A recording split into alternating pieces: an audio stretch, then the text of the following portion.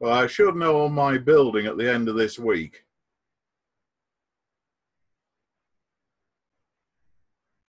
Oh, that's awesome, man. I mean, yeah, there's only one fly in the ointment. There's another church showing an interest. Oh, no. Yeah. If they'd hung on another week, we would have had it signed and done with, which is a nuisance. Well, hey, here's the thing. The way I look at it, if God wants you to have the church, you'll have it. Yeah, and the other thing I'm thinking is if anybody's minds across the road are in any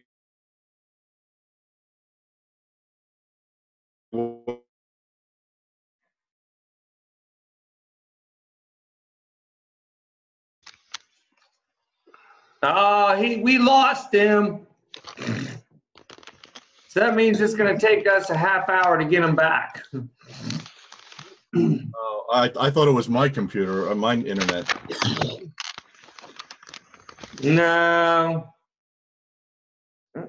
I got to work at his house. I got to go do some IT work too.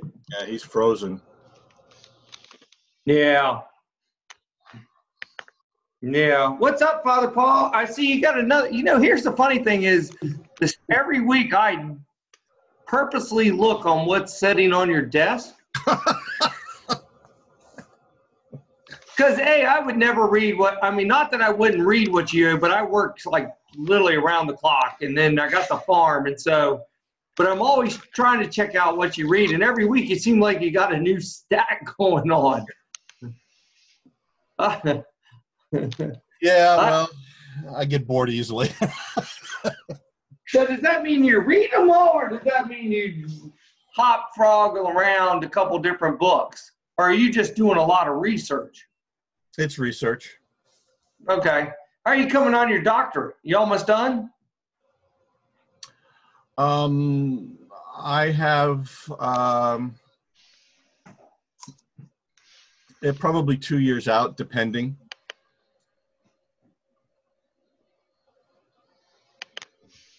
Okay. Well, what are you writing your doctoral on?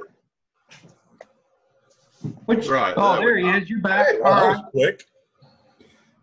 Yeah, because what I lost was the signal from the router downstairs. Oh. I didn't lose the. What occasionally happens with this laptop is it decides to forget what the interface with the router. Then I have to shut the computer down and reload the garbage for the router downstairs, which is a real pain. Hey, what were you saying about the other group coming in? Do you think that the church is going to be still more favorable to you guys?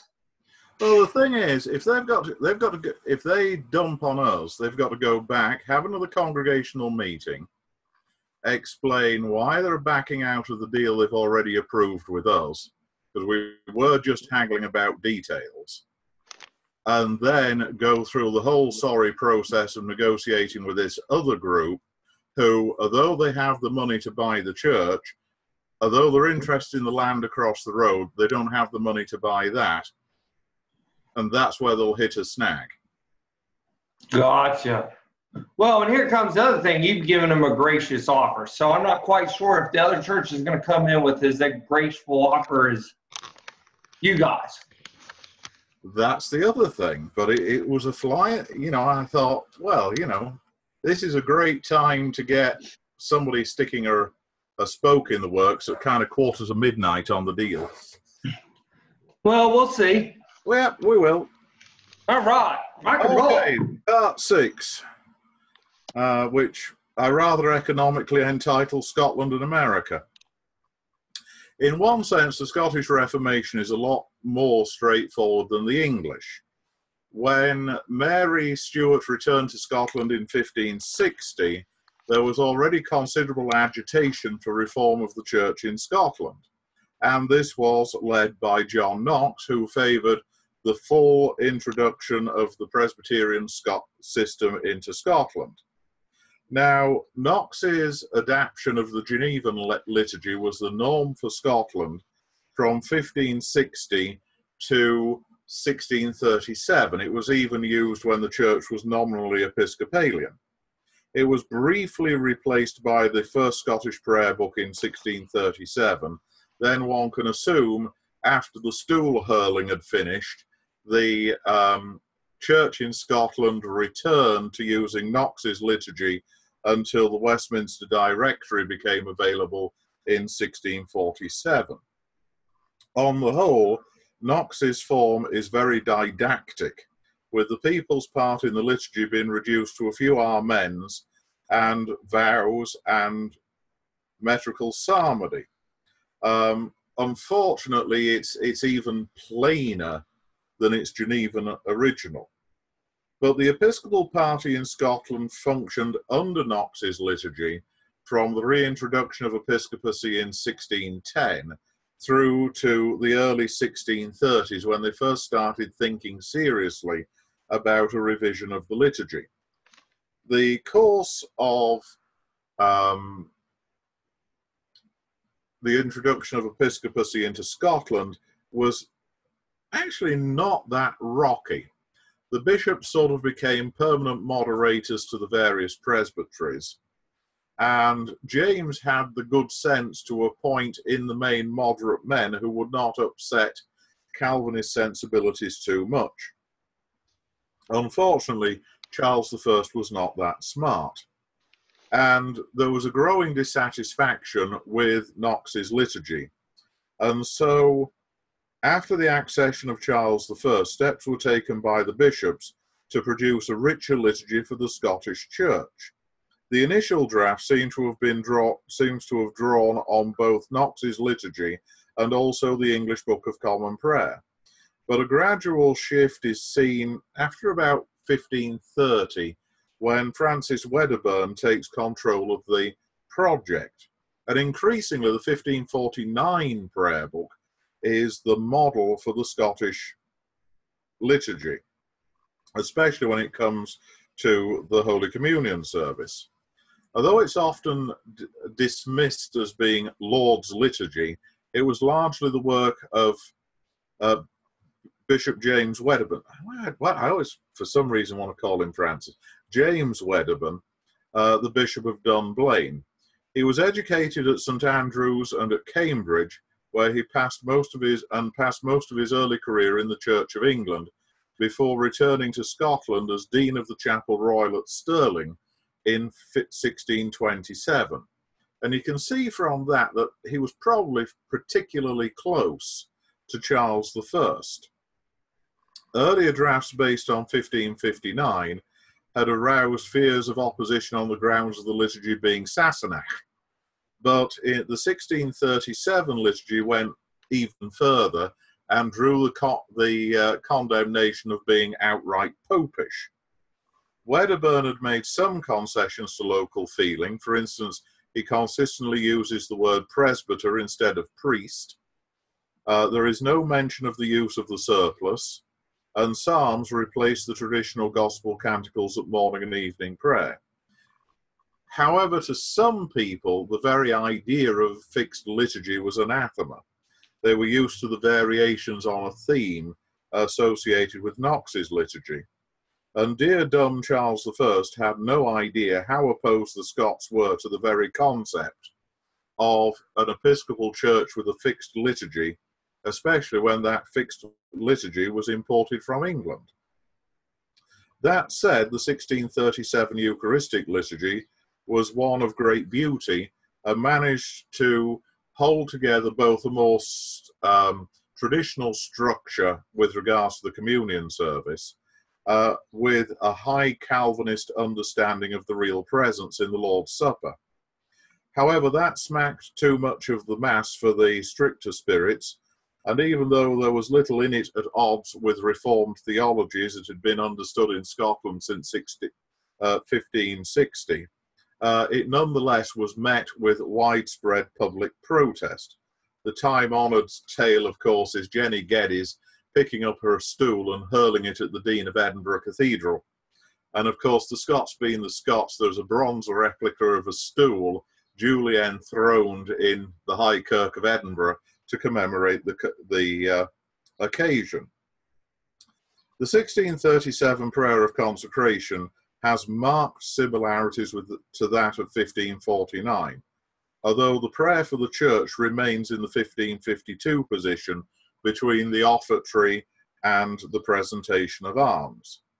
Though this very liturgy was doomed to just a few weeks' use before being withdrawn in the face of the outbreak of massive public protest against Charles I's policies in Scotland, it really hung around in the memory of the Caroline divines and of later Scottish Episcopalians to be one of the major influences on the reform of the liturgy in the late 17th and early 18th century. After bishops were abolished in 1638 and the bishops' war ensued, leading to the calling of the short parliament and then the long parliament in England, Wedderburn's liturgy kind of disappeared into libraries to wait for happier times. When the English revision was being made in 1660, 1661, quite a bit of material was drawn from the Scottish Book of 1637. For instance, the rubrics that were inserted at the recital of the words of institution come from the 1637 Scottish version. The directions for placing bread and wine on the communion table at the offertory come from the 1637. The instructions for the proper disposal of the elements after communion come from the 1637. So it was there as an influence, even though Cousin's attempt to remodel the 1662 the 1559 prayer book after that of 1637 did not come to pass, although Cousin gave it a good try. Now, from 1660 to 1689, Episcopalianism was again the official position of the Kirk in Scotland, and the bishops were content to use the Westminster Directory. The only real differences between those who veered towards the Covenanter understanding and those who veered towards the Episcopalian understanding of the church was, first of all, the thin purple line itself, the existence of bishops, and the fact that those who were more on the Episcopal side were prone to using the Lord's Prayer every week, and they would end the Psalms with the doxology. Bishop Rose's unfortunate interview with William III may have been the end of episcopacy as the established church in Scotland, but the new unestablished Episcopal Church, with its connections to the English non-jurors, underwent a period of liturgical experimentation. The first big experiment was adopting the English prayer book, which seems to have been much favoured between about 1695 and 1720, 1725.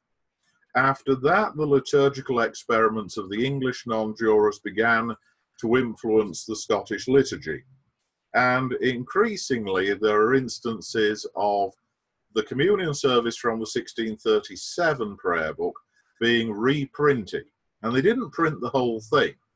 They printed the bit from the offertory to the end of the service, and then used it alongside the regular 1662 prayer book. And these little books with the business end of the communion service in them became known as wee bookies. And there's a whole tradition of them which stretches through the 18th century into the 19th century, because it isn't until 1912 that Scotland produces its own prayer book. And we've got a small dog in here who thinks he ought to be the centre of attention. The initial experiments with the liturgy in England, I'm going to gloss over. If you want to look up Thomas Deacon's liturgy and all that good stuff, go to Anglicans Online and have a hunt round and you'll find it there. It influenced the Scots in as much as it pushed them back towards the structure of the 1549 prayer book. But the actual wording tends to be that of 1637, although it's somewhat rearranged. The 1637 liturgy basically ran the prayer of consecration in the following order: preface, sanctus, a brief introduction, then the then the invocation of the Holy Spirit, the institution narrative, the prayer of oblation, and then the Lord's Prayer, humble access and communion. Now, the non-jura liturgies of the early 18th century ran preface, sanctus, a brief doxology at the beginning of the prayer, followed by the institution narrative, the amnesis, the invocation of the Holy Spirit, and then the prayer of oblation, followed by the prayer for the church. Now, a friend of mine, back when I was a teenager, had been a priest up in Scotland, and he used to complain that the traditional Scottish liturgy was punctuated by the sounds of the heads of those who fell asleep during the prayer for the church hitting the back of the pew in front, because it produced an immensely long period of time, something like 10 minutes, where all you heard was the priest's voice. And that was the unworkable side of the Scottish liturgy. But it was to prove very influential. The initial liberation of the Scottish Church under Queen Anne had seen the Episcopal Church in Scotland really finally become a prayer book church. The 1715 rising against George I pushed the Episcopal Church underground and also led to a division between those who were prepared to take the oaths to King George and therefore qualify, who were required to be under the oversight, the word being perhaps more correctly rendered in the sense of being ignored rather than being supervised, of an English or Irish bishop, and they were bound to use the 1662 English prayer book. On the other hand, there were the non-juring Scots under native bishops, some of whom were appointed by James the Seventh and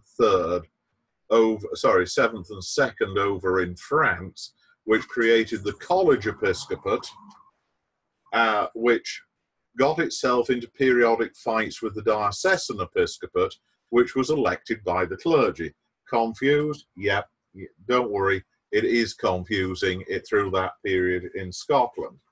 The 1645 rebellion led to the Scottish Episcopal Church being as close to being banned as you could get under English law at the time.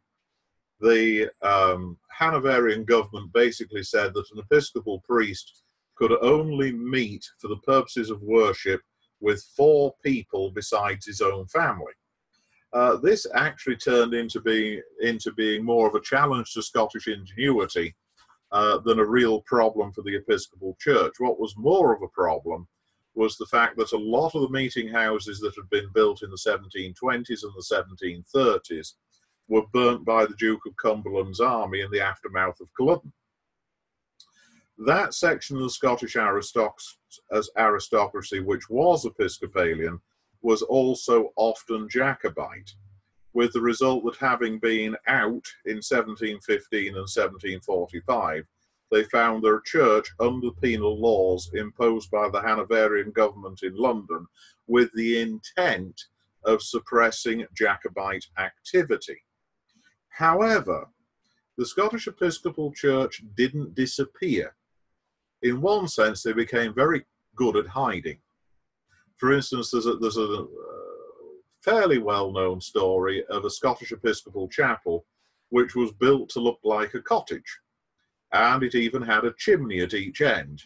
And the communion table was in the side of one long wall along with the pulpit, and they were fairly careful to light a peat fire in one of the fireplaces inside the church to make it just look like an ordinary cottage, and it escaped detection for many years. Other favourite meeting places were a big room over a bank was a favourite. The upstairs room over a bank, because no Scottish Presbyterian will burn the bank down. Just to indulge in a little stereotyping here. Similarly, another favourite trick was for the minister to sit like I am by an open window and to read the liturgy by the open window, and for the congregation to stand out in the yard, or for him to read the liturgy in the hallway of the house with the congregation packed in the rooms on either side. You know, there were countless ways of evading the penal laws. And although the circumstances of Scottish Episcopal worship at that time were extremely plain, I mean, you're talking very much bare boards, whitewashed walls, the minister in a black gown. The differentiation between that and the Presbyterian Church came at the beginning of the service, where after the first metrical psalm had been sung, you didn't get the minister's opening prayer, you got the opening sentence from morning prayer, whichever one the minister happened to pick. And then they went through the liturgy, usually finishing with the sermon and a blessing. But on Communion Sundays, the wee bookies would be produced and they would render the liturgy according to whichever version of the wee bookie was in use in that particular church. Eventually, Bishop Rattery of Dunkeld tidied up the wee bookies and produced a standard form about 1738. And this is eventually officially approved in 1764. This version of the Scottish liturgy was used with very, very few variations from 1764 up to about 1812. 1912. The first attempt to produce a Scottish prayer book in 1849 was done by Bishop Torrey, the Bishop of St Andrews, Dunkeld and Dunblane, without the consent of the other bishops. And he duly got himself into a whole heap of trouble for having bothered doing so. During the 19th century, the Scottish Church was really torn between two different policies when it came to growing the church. There were those of a high church, and I really do mean high church rather than Anglo-Catholic outlook, who preferred the Scottish liturgy and emphasized the Scottishness of the Episcopal Church. And then on the other hand, there were those who favoured the English prayer book of 1662 and slightly downplayed the independence of the Scottish Church. At one point, the House of Bishops were even persuaded by, funnily enough, Charles Wordsworth and Bishop Alexander Ewing of Argyll and the Isles to depose the Scottish liturgy from its primacy as the main Eucharistic liturgy of the Church in Scotland and replace it with the English book. 10 years later, they reversed the decision. But the Scottish book became tremendously influential in the future development of Anglican liturgy throughout the world. And this is really due to the ability that the Scots had to take advantage of one tremendously important opportunity that came their way. When the church in the American colonies found itself on dealing with the consequences of the British defeat in the Revolutionary War, the Canadian church basically went on as before. Within a few years, Charles Inglis, who had been the rector of Trinity Church, Wall Street, was sent out to Nova Scotia as the first bishop. In the southern 13 colonies, there was a great deal of scrambling about as they tried to figure out how to reorganize themselves as an independent Episcopal church. And the colonies were far from unanimous in their responses to that situation. Connecticut, which had been the stamping ground of the SPG missionaries, organized an Episcopal church very much along the lines of the Scottish Episcopal Church. It was the clergy that had the authority. They elected a bishop without any input from the laity. In fact, they elected two candidates, one of whom declined on grounds of age to submit himself to the possibility of being drowned crossing the Atlantic. And the other candidate, Samuel Seabury, set off for England at the beginning of 1784. And Seabury's initial instructions were to go first to the English bishops, and if they wouldn't consecrate him, to go to Denmark. Now, when he got to England, the English bishops more or less said, we'd be delighted to consecrate you, except we're required by law to administer the oath of loyalty to King George III. So Samuel Seabury found himself in a situation best described as checkmate on getting himself consecrated. Whilst he was staying in Oxford, he met with Dr. Martin Routh, and Dr. Routh dissuaded him from going to Denmark, pointing out that the apostolic succession had been lost in Denmark, but pointed out there were some perfectly decent non-juring bishops up in Scotland who might be willing to do the deed. So off Seabury goes to Scotland and is consecrated in the accustomed meeting place of St Andrew's Church in Aberdeen, which was above the bank in the High Street, on November the 14th, 1784.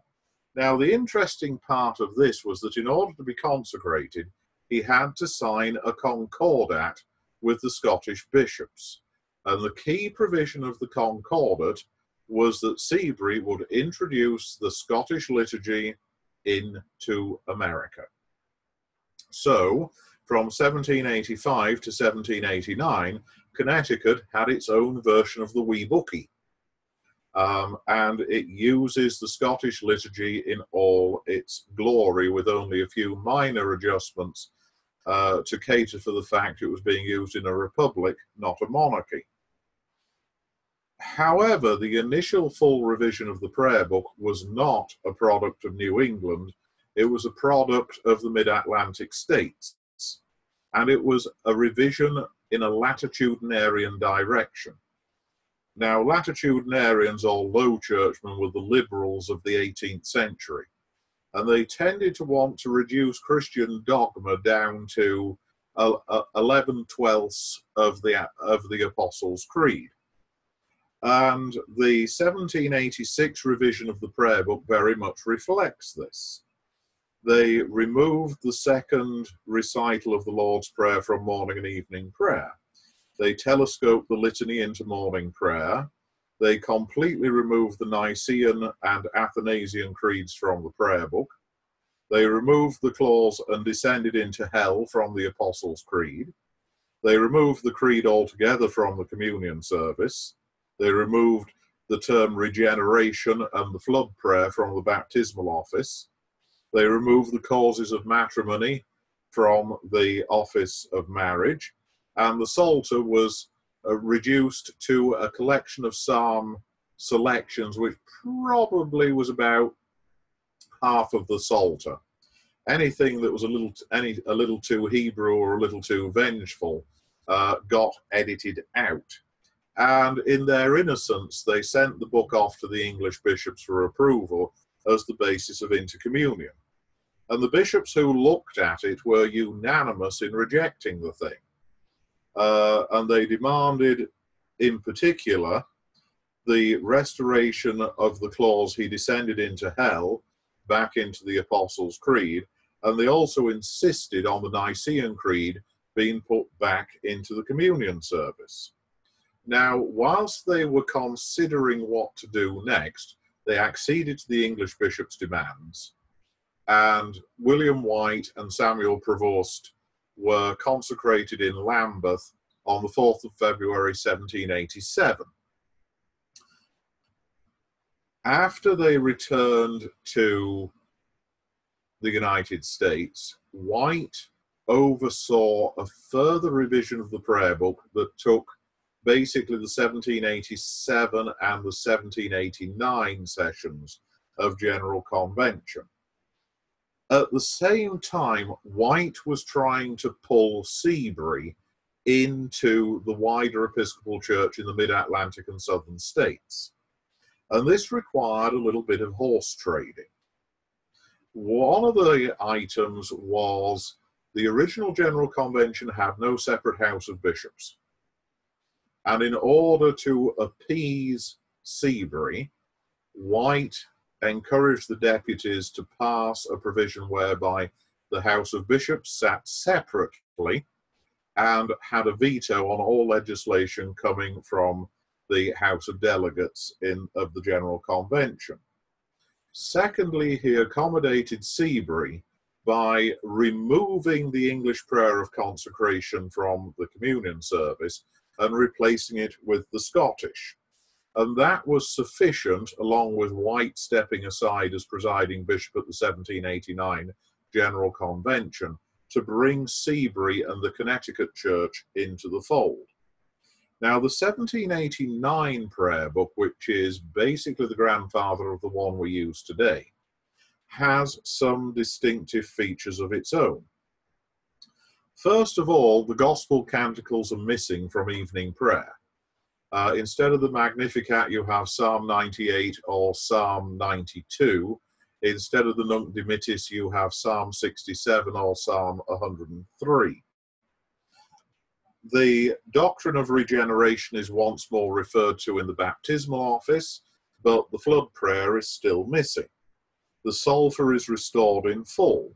The Nicene Creed reappears in the communion service and also in morning and evening prayer.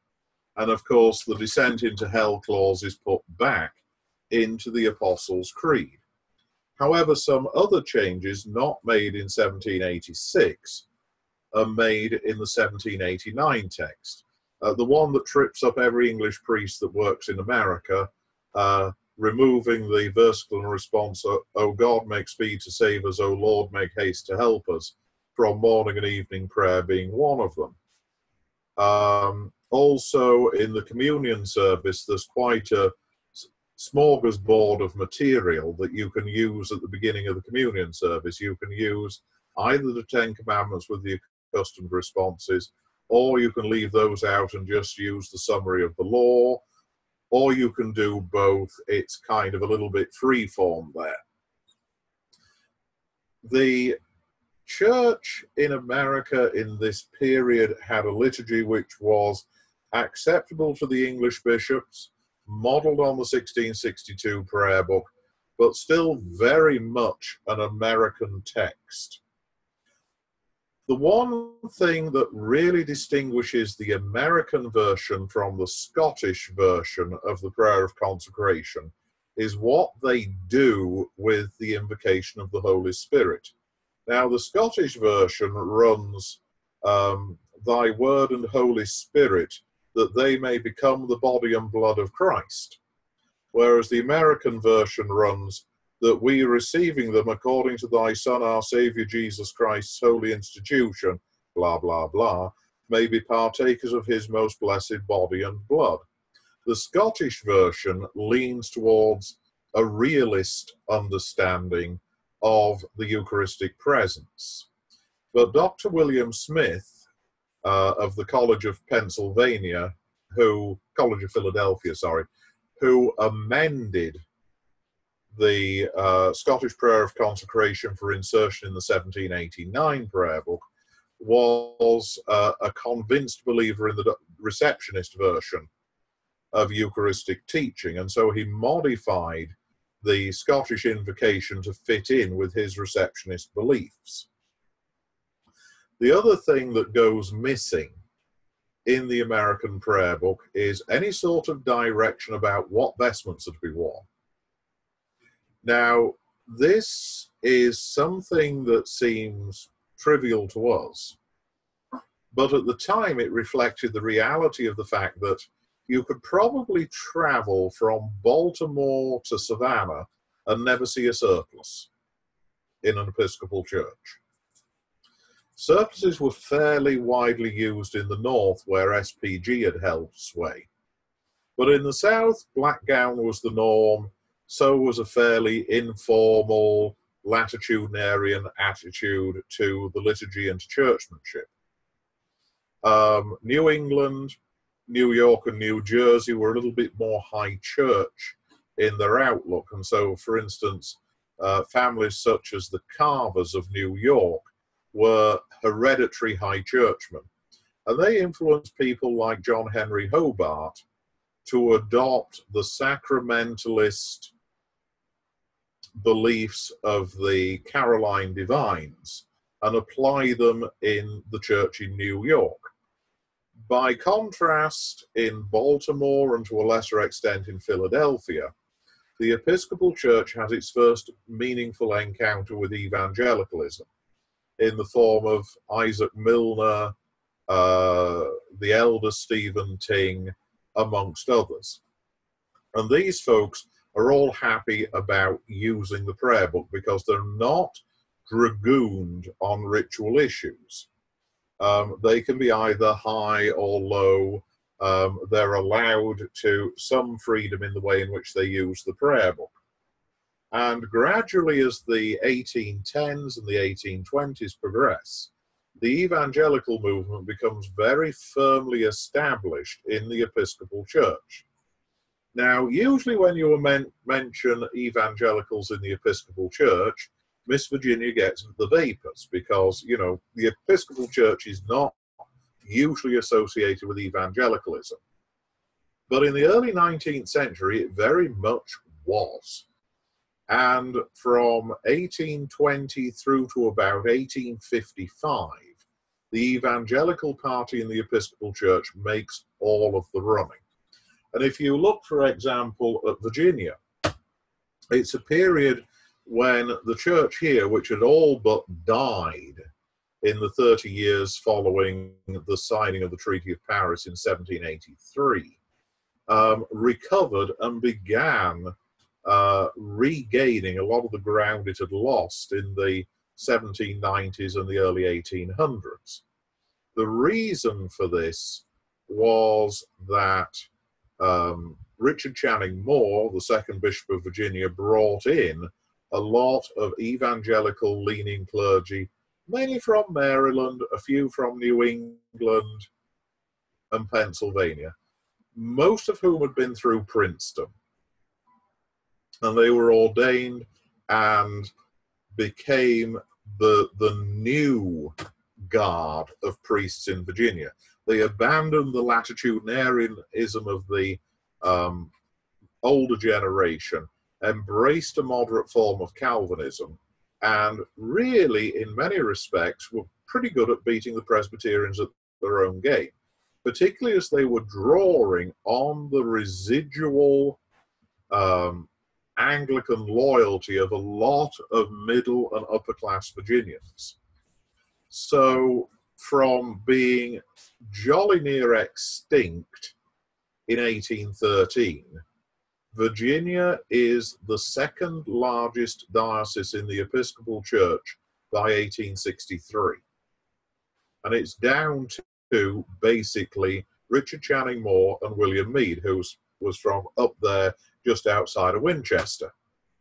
And Meade and Moore, although they were a little different, Moore belongs to the older generation of evangelicals who really only would differ from people like John Henry Hobart in their emphasis.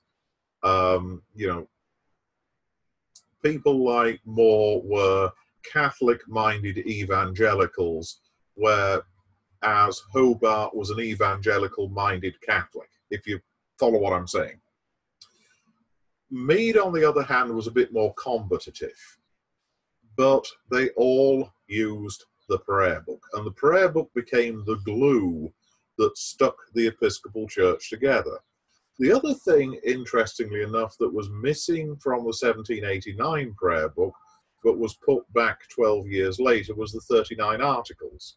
And if you have a look in the back of your prayer book at the Articles, it says, as approved by the General Convention of 1801.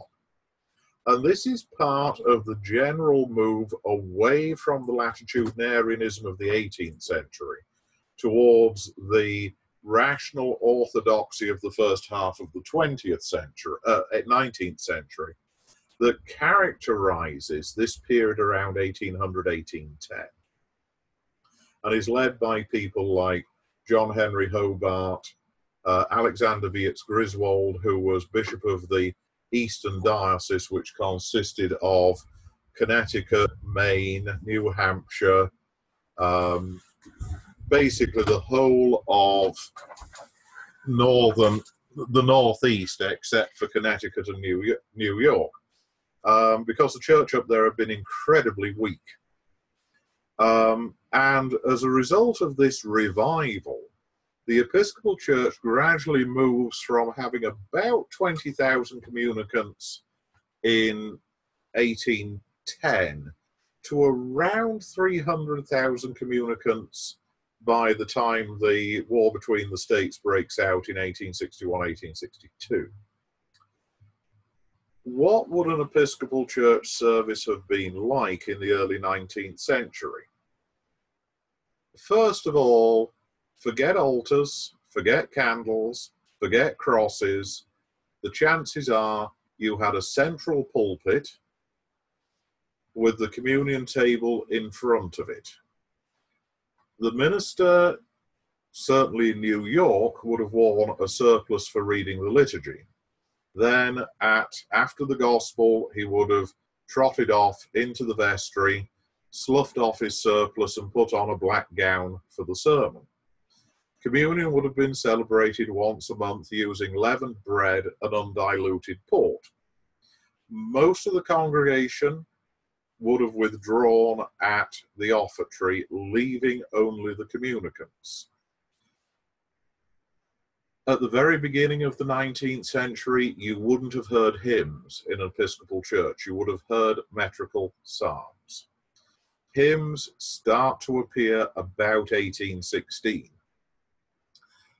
The churches themselves, more often than not, were simple rectangles filled with box pews. Occasionally, you got a little bit more architectural pretension. For example, St. Michael's in Charleston, South Carolina, dates from the 1820s and is quite an elaborate Gibbs-style church. On the other hand, the little church in Beaver Dam, which is 1830, is now but a brick box, as Father Patrick well knows, with the pulpit behind the communion table. And one of the peculiarities of that place is you pick up the communion table and put it out of the way, and then drop a prayer desk into its place for those weeks when the sacrament is not celebrated. The American Prayer Book of 1789 lasts until 1892. A draft was prepared in 1889 to replace it, which would have undone most of the changes done in 1787 to 1789, producing a prayer book that looked a lot more like the English prayer book. So the opening dialogue at morning prayer would have been, O Lord, open thou our lips, and our mouth shall show forth thy praise. O God, make speed to save us. O Lord, make haste to help us. Glory be to the Father, as it is in the English book. Verses 8 to 11 would have been restored to the Venite. But as is so often the case with the General Convention, at least back then, they uttered that famous scream of all Anglicans, change, we don't do change. And the changes made to the prayer book in 1892 were relatively minimal. It did include, however, a very good Revised Lectionary, which was unfortunately junked in 1928. Also, the Magnificat and the Nunc Dimittis were restored to evening prayer. But the order of the communion service, where you've got the proper preface, the Sanctus, the prayer of humble access, the prayer of consecration, then communion, then the Lord's Prayer and the prayer of thanksgiving, as per the English book, remained until the 1928 revision. The 1892 revision also included a lot more flexibility in the rubrics. And this is one of the half-forgotten products of the evangelical movement and the Muhlenberg Memorial of 1856, in which Muhlenberg pleaded for a more flexible prayer book. So, for example, the 1892 prayer book sanctions morning prayer, the litany, and Holy Communion being read as separate services rather than being run together as they had been since the 1570s. Another product of the Muhlenberg Memorial is the provisions that were made for on special occasions, shortening services. And this represents a more flexible, a more mission-orientated approach to the use of the prayer book. It's not quite so one size fits all. And it also reflected the practice of evangelical and broad churchmen in that period. Most churches had stopped doing the anti-communion service after the litany in order to make more time for preaching, or at least get you out before 1 o'clock in the afternoon. Similarly, high churches had tended to introduce an early morning communion service that was freestanding, not part of the combined morning service. Allowing this more flexible approach encouraged the Episcopal Church's growth around the turn of the century. So you have to see the 1928 prayer book, although in many ways it's rather obviously a book whose godparents were a liberal and Anglo-Catholic, there's still the hangover from the Muhlenberg Memorial in terms of making morning and evening prayer more flexible, not demanding that the litany be said 3 times a week without fail, making the communion service something that can stand alone.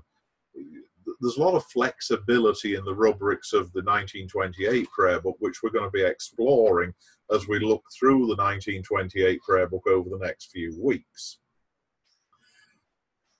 The final revision of 1928 is usually described as being a conservative revision, but conservative has to be taken with a grain of salt on this one. Already in 1928, there are certain passages of Scripture, such as the second half of the first chapter of the Epistle to the Romans, which the Episcopal Church is dropping from public reading. You also have a situation with the 1928 prayer book where they introduced that terrible habit of skip reading, where you have verses 1 to 3, 7, 13 to 19, 26 to the end, which drives anybody who's up there trying to remember what it is you're supposed to be reading crazy. The Eucharistic lectionary remains unaltered, almost. There's 1 or 2 epistles and gospels get switched around. There's a rationale to it, but I haven't bothered to look it up in Massey Shepherd. In general, it continues the trend of the 1892 prayer book to promote flexibility. The one big change is to the communion service. And the English order is finally abandoned in favour of that of the 1637 Scottish prayer book. So you have the proper preface, the Sanctus, the prayer of consecration, the Lord's Prayer, the prayer of humble access, an optional hymn, and then communion, which is precisely what's there in the 1637. And that really brings us to the point where, so far as we're concerned, the story of the prayer book finishes. The 1928 prayer book really should be regarded as being a moderate example of the Scottish tradition of prayer book worship, in that it uses the Scottish canon, it follows the 1637 Scottish shape.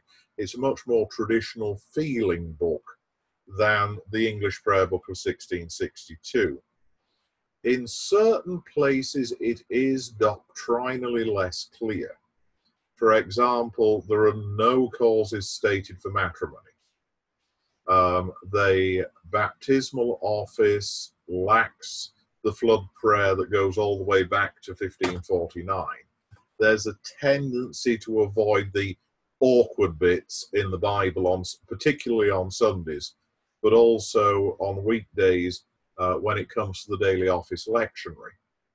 But compared to what followed it in 1973 to 79, it's a paragon of orthodoxy.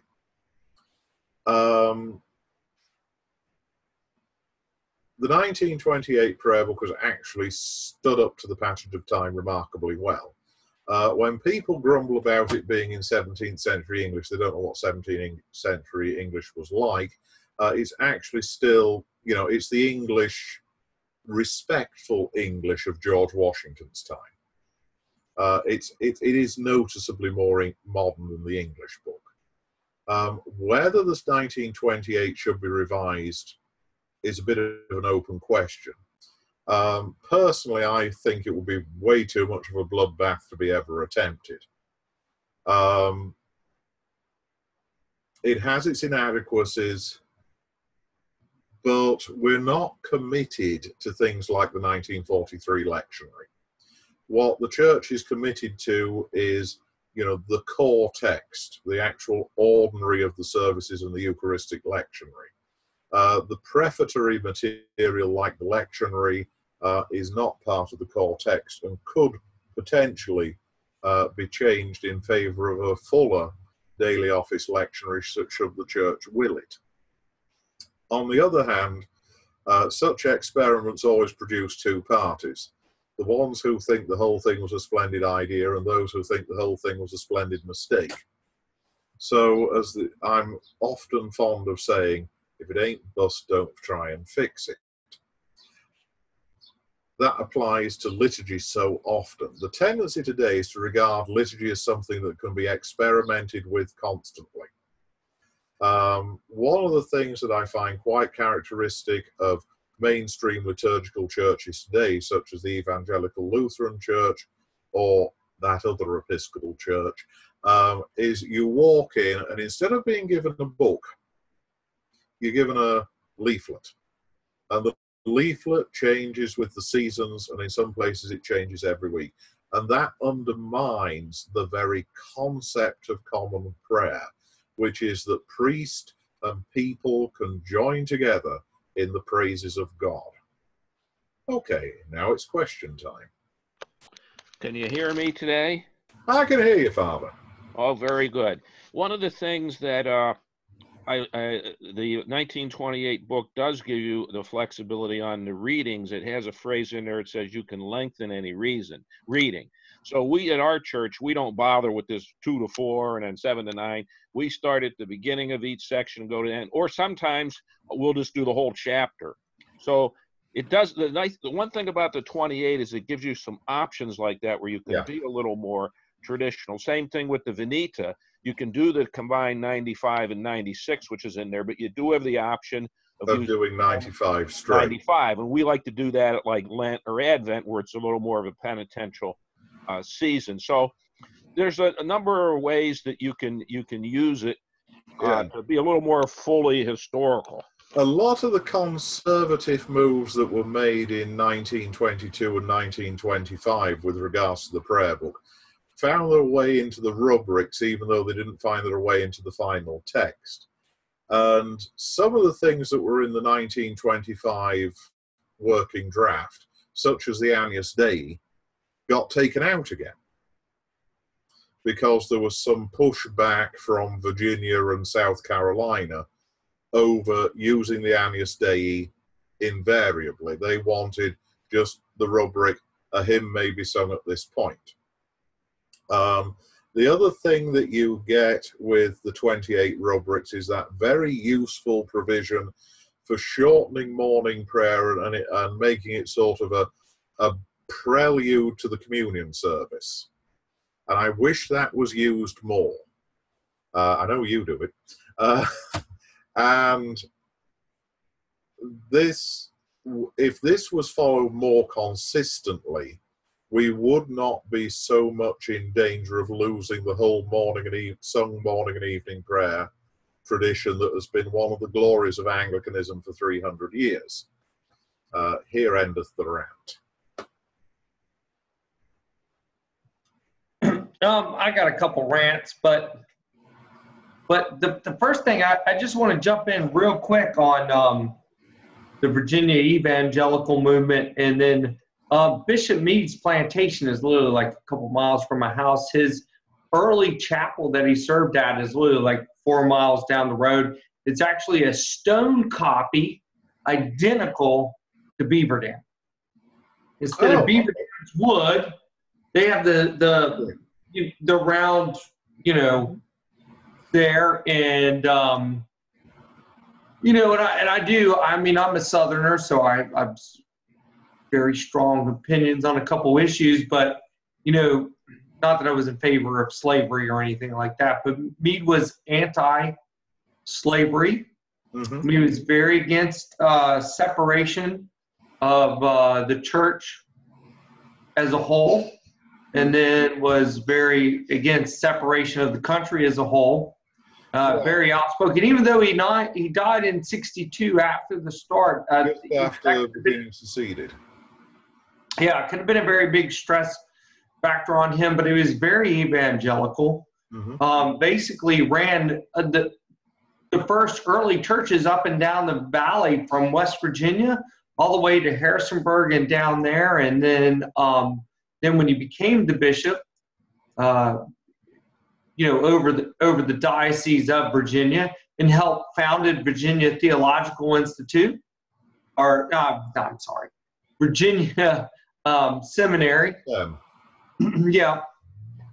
And but the one thing that I don't want to take Virginia take credit for this whole movement, but if you look from the ocean 70 miles inward and you go down to North Carolina, South Carolina, and you kind of make that whole bend all the way down through there, those were some of the original churches that still even adopted and lasted the longer. You do have historical churches in Atlanta and whatever, mm-hmm. but the movement seemed to really not as, even though you had Meade inward here in the valley. It goes down the Tidewater. It moved down the Tidewater, and you got a lot of churches that were, it looked evangelical, but the more that you moved in towards the mountains, you got a little more conservative, traditional. What we take as traditional today is a lot different than traditional. In the 1700s, we would consider low church to begin with. Mm-hmm. And what they were doing, Meade and them were doing, and all those guys were doing, was very low church. So when you say, well, they were more conservative, I mean, we were just coming up the low scale. One of the little stories I like is that Minnegerode, who was the minister of St. Paul's in Richmond, before, during, and after the war, said he never saw a surplus in Virginia before about 1875. Right. Latane, who was the rector of Trinity in Stanton and later became an REC bishop, never wore a surplice when he was a Protestant Episcopalian. That sort of thing comes in Virginia around 1880. And a lot of it, there's a very simple, practical reason. There's only so much you can roll up and put in a pair of saddlebags. Yeah, and I'm not talking about the surplus thing. I'm just talking a little bit more of we're dropping back the line a little bit in terms of the movement seemed to be really that stronghold, the real strong evangelical, the real strong movement out through there and all the way up and down that southern East Coast, the Maryland coast. And that was all, Annapolis, all that right in there. It wasn't really, you got more back in the mountain. I don't want to say you were conservative because that was by today's terminology. Right, I mean, relative to the day. Yeah, of the day, you would get a little bit more conservative. And then you have to remember that New York high churchmanship, here's one for Father Castellano, New York high churchmanship in those days was really rather a matter of what they believed about baptismal regeneration, what they believed about the nature of the real presence, than it was anything to do with ceremonial. I mean, Trinity Wall Street in the 1820s had the pulpit straight in front of the communion table. So, the ceremonial, even in high churches, was minimal.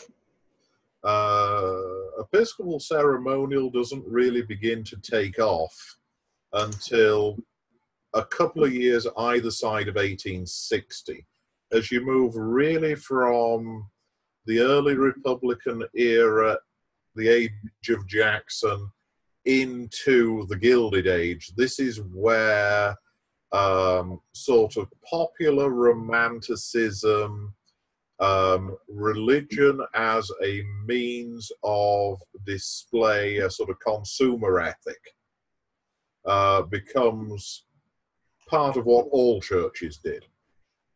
And in the Episcopal Church, the less objectionable features of ritualism from a old-fashioned Protestant Episcopal point of view, the less objective, become acceptable even in churches that would never, ever in a month of Fridays, Saturdays, or Sundays consider themselves high, eventually found themselves using candles and stoles and turning east for the creeds, because such things were no longer controversial.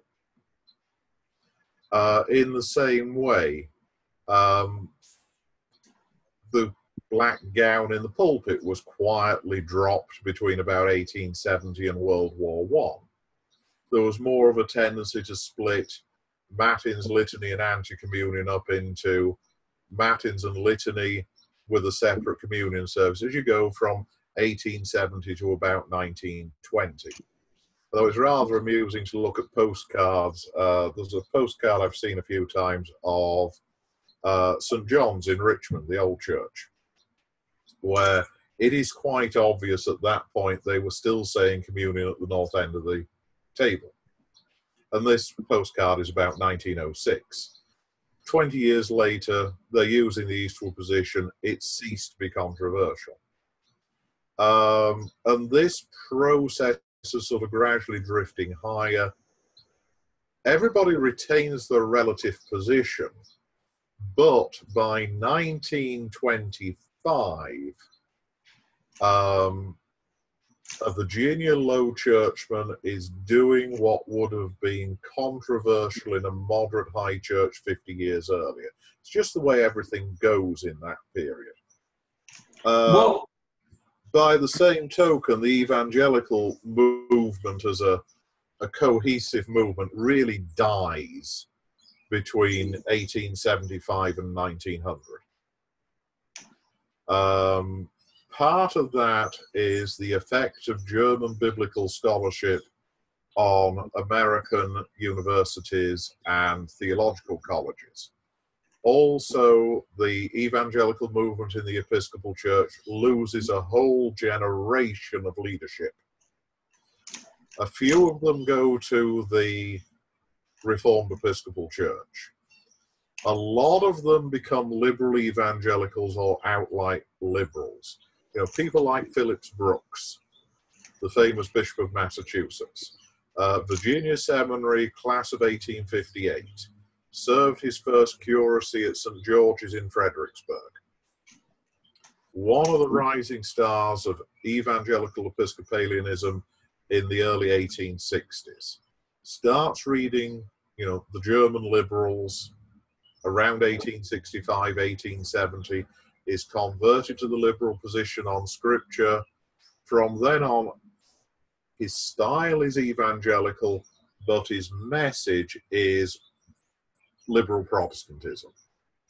And this is what tends to happen to low church Episcopalianism as the 19th century passes into the 20th, except you get pockets of a kind of liberal evangelicalism in places like Southern Ohio, Massachusetts, Virginia, South Carolina, Georgia, and they really carry forward that more aggressive is the wrong word, definite Protestant tradition in the Episcopal Church.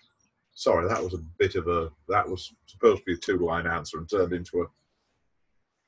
Well, I just wanted to jump in and to throw that there was still, even in Virginia, a quiet church in Quiet, Virginia is built after Boston with the greatest way I want to explain it is you have stalls, like horse stalls, and then they have the 3-tier where you go all the way up and you see church with a 3-decker pulpit. It's in the form of a cross, which is typical of high status Virginia churches in the 1750s. But now the Union Army did take over the church and did actually convert it into stalls for their horses. I mean, knock the seat out and shove the horse in. Yeah, but it still tastes today. I've been up there a couple times, and they're very adamant that, you know, they remained, which could be true or false. You can't believe an Episcopalian even in the 90s, or the thousands right after, you know, but, you know, they've always practiced their service after the Boston church, and it's built like that, and they do the triple.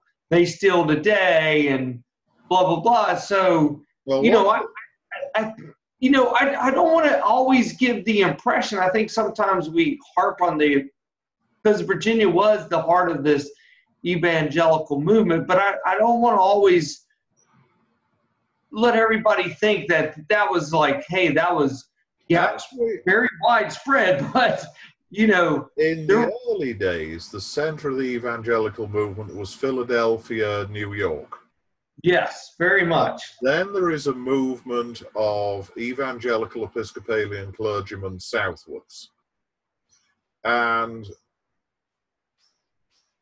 what really decided the issue in Virginia was the fact that when the Protestant Episcopal Seminary in Virginia was founded,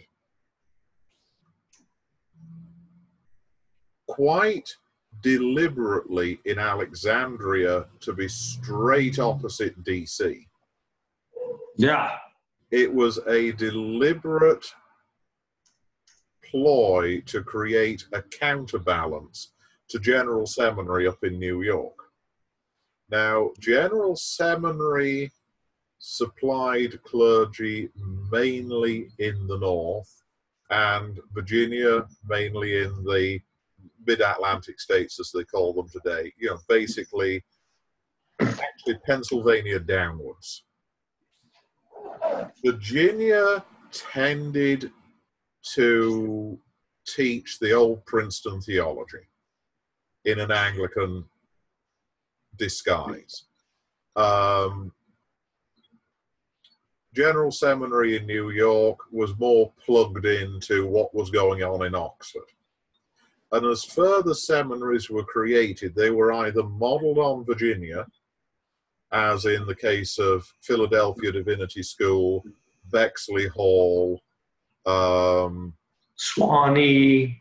yeah, but Swanee went high church very early. Yeah, but I mean, early on.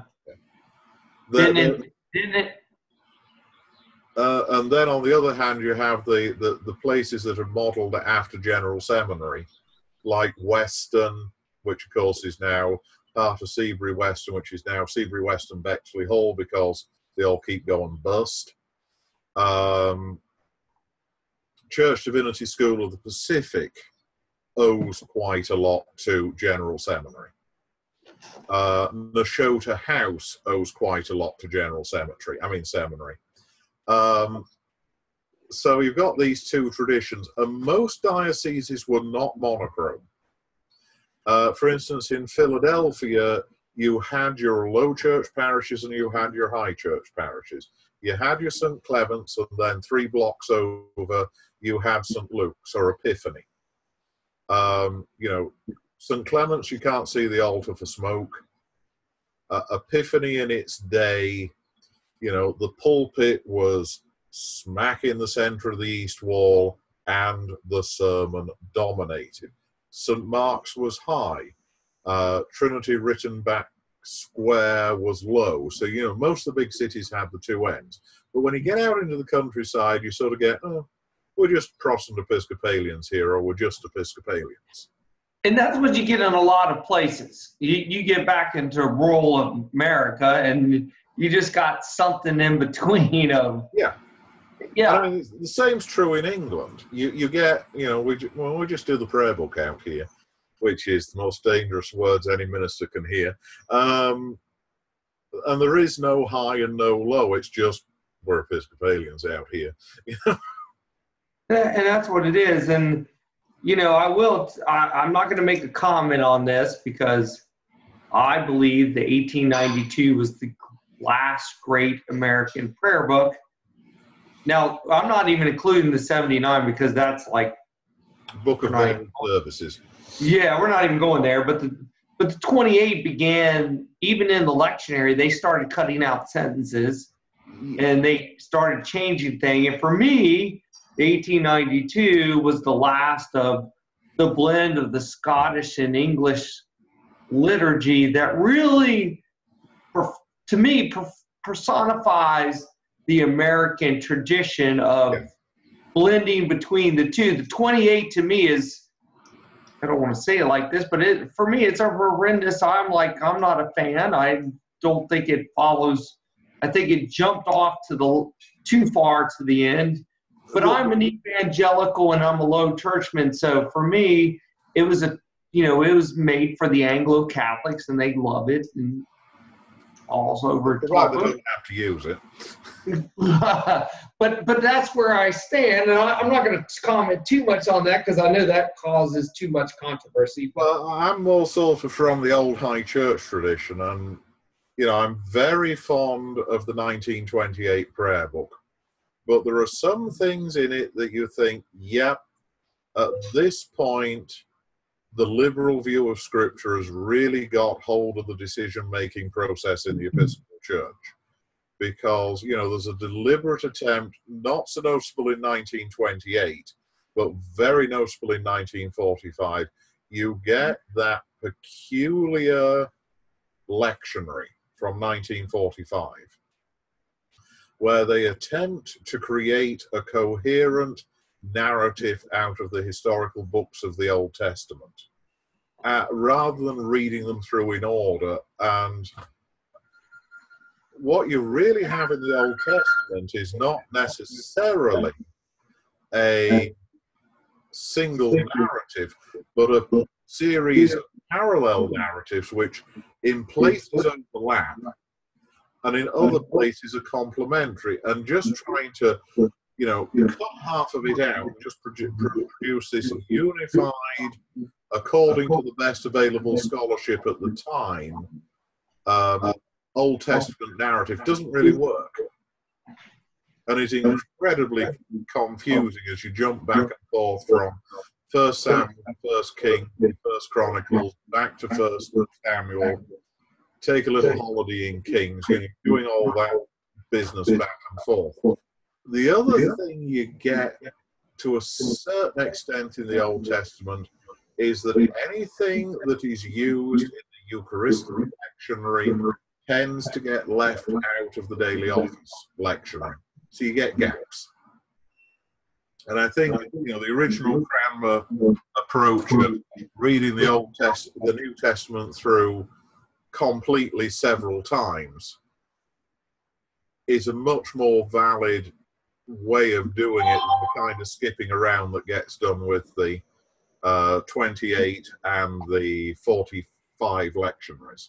But that's just my 10 cents. Rather too much for 2 cents, I'm afraid. Well, can I jump in again for a second? Yeah, sure. I think that, as you mentioned, we have the flexibility of using either the 1928 lectionary or even the one from 1892. I've got a copy of the 1892 book. So you do have a little more opportunity there. As you know from what I've posted on the Facebook page, is that you can use the daily readings for the Psalms, so you do make sure you get through them all, because they really whacked out the imprecatory Psalms in that 1943 lectionary. But you can still do them if you just take a little bit of effort using the rubrics which they allow you to use. And I even went so far one week when it was the 22nd of the month, we did Psalm 109, and I even preached on Psalm 109. So, it's like you can use their own method against them, so to speak. Yeah, and I'd certainly encourage that to a certain extent. An old habit with me is I always used to do Psalms of the Day rather than what I refer to as Psalter Excuse Me, that peculiar 7-week cycle that's in the 1945 lectionary. There are ways you can skew the 1928 to the conservative side of what it is. You can't do that with the 1979 book. Not a hope, not a snowballs. Like I say, 28 has some issues. Every prayer book has some issues. The English 1928, the one that didn't make it, was just simply too unwieldy because you had 2 versions of every service. You had the 1662 order and you had the alternative order. The 28 prayer book is a good compromise, but some of the prefatory material is a little bit kind of, it's the 20s and it shows. It's the 20s was a period when it's really the death of late Victorian, optimistic, liberal Protestant theology, and you haven't yet quite got round to neo-orthodoxy.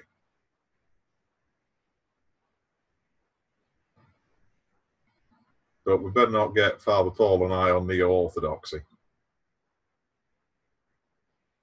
No, we don't want to do that. That would certainly be a mistake. Yeah, be here until midnight. I'm just happy that, us poor little fellas down at the bottom occasionally get to put a punch in for 1892, but usually we'll lose that war. So, but as long as we can punch in with our tank every once in a while, remind people. We all have our little obsessions. I'm fond of the 1662 because I grew up with the thing. Well, that's my preferred prayer book to begin with all the way around. But as an American, my last stand is, but as an Anglican, I prefer just to do that right out. Mm-hmm. Yeah. So. Yeah, it's the thing is though, you've got to have a standard, and so far as we're concerned, 1928 is the standard. What has become the problem in the Episcopal Church, the Church of England, the Evangelical Lutheran Church, even LCMS, is the liturgical churches, they should have a standard, but the standard itself has so many options that it is no standard. When you've got 5 different forms of divine service, as they do in the current LCMS book, you know, 1 and 2 are very similar. 3 is the old common service. 4 is kind of a little bit like the old Swedish service. 5 is Luther's German Mass. You know, and then you get the rubrics that are suggestions, not rubrics. You know, you end up not so much with the common liturgical text being a unifying influence. They become a way of emphasizing the particular liturgical, political, theological, whatever agenda of a particular church. I mean, in England, we have parishes that never see the Book of Common Prayer because they're always using one of the new alternative liturgies, and some of the new alternative liturgies are so loose, they'd worry a Presbyterian. Actually, they'd worry a Southern Baptist because, you know, it basically says, here shall be sung a hymn, here shall be said a thing. You know, there's no cohesive liturgical structure to it anymore. I always like to remember that my old rector, who was a South African, used to, his little comment about modern prayer books is, modern alternative service books was, you know, the Swahili word for liturgy translates literally as, this is how it's done. You know, David Virtue, this was like 8 months ago, maybe 9 months ago, he was in England, and he was staying somewhere, and he said he found the most beautiful little chapel. Mm-hmm. And he decided, oh, I'm going to go to church there on Sunday, because he wrote about it in his whole, you know, his weekly monologue part. Mm-hmm.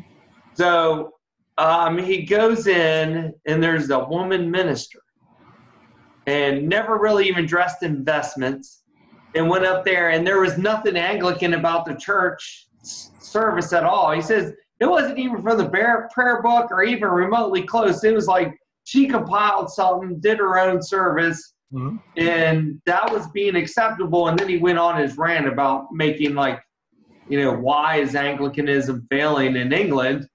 But it was kind of funny because he gave a detailed analysis of what. And I'm like, if that's what's going on in England, what standard do they hold? The 4 words I dread in England are service of the word, which is where they just have to follow this loose outline in common worship. That to me looks as much like a Methodist or a Congregationalist service as anything else. On the other hand, you'll go to places like Beverley Minster, and they have 3 services on a Sunday, and 2 of them are Book of Common Prayer. So there are places where, you know, the centre is still holding. But the trouble is there's so much variety in the Church of England today. There's very little discipline. You know, they say you have to use one of the authorised forms of worship, but one of the authorised forms of worship doesn't hold you to anything other than occasionally using the Lord's Prayer and the Creed. And that's when, you know, an Anglicanism, you know, has been accused of having an identity problem ever since probably the middle of the 17th century. And this sort of liturgical free-for-all, you know, in America you have Rite 3, in Britain you have common worship, some of the goofiest stuff in there. It just totally undermines any sense of liturgical identity in the church. And, you know, you're back to Al Cuin's observation that the law of prayer is the law of belief. And if you have a situation where liturgically the church does anything or nothing, you're going to end up being a church that believes anything or nothing. I mean, that's the logic of Al Cuin's statement. That's why some of us still get grumpy about using the prayer book. All right. Hey, so it's almost 8 o'clock. Anybody got any last minute questions for the Archbishop?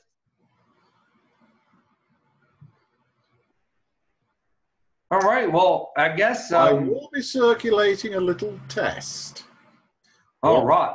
One-line answers to a series of questions just to check you have been listening. All right. I will send Good that deal. to Father Patrick, and then he can send that out to everybody. All right, Father Paul, you're in trouble. I hope you've been reading. All right. God bless everybody. God bless you too, Father. Good night. Good night.